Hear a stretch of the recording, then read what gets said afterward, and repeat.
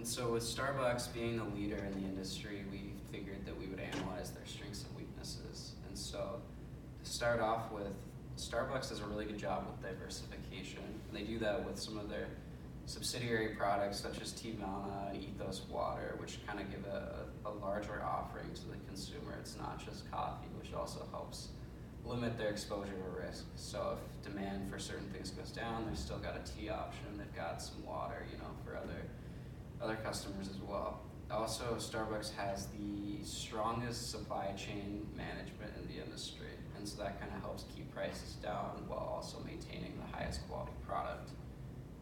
Along with the global supply chain, they've also got one of the strongest brand images. I mean, their logo's world known. You go in every coffee corner, and there's probably a Starbucks coffee if you go to any big city.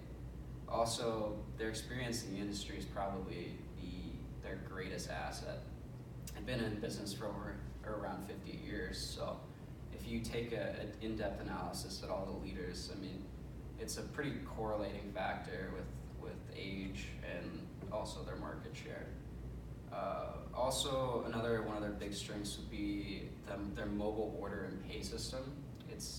They're not unique in that sense across of the food and beverage category, but their largest competitor, at least in the Midwest, is Caribou, and they don't have that. So that provides a differentiating factor that the consumer can key in on.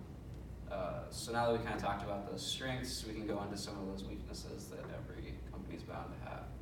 So the biggest looming issue that we can see is their dependency on the Americas, and that can be seen with 75% of their revenues are generated here. They've had a tough time expanding globally into Europe and Asia, and that can be attributed to the culture differences. They see their product as better, which probably is true, but and that's also that slow expansion portion. But they also have high operating costs, and that comes with coffee's a perishable good. I mean, everybody thinks that you can just hold on to it, but there's a lifespan to a thing of coffee beans. Also, another weakness is that it's just an imitable product. They don't really differentiate that much. Everybody serves coffee.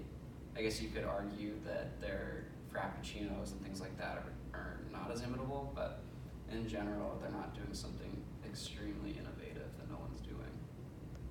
And probably their biggest weakness is their exposure to risk, and that's any coffee company.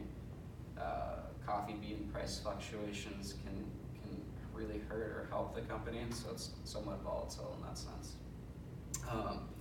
And with things like natural disasters, like a hurricane that pretty much decimated Puerto Rico's coffee market, it leaves them vulnerable to things of that nature. But overall, they are the leading competitor for a reason, and that can kind of be summarized with their strengths.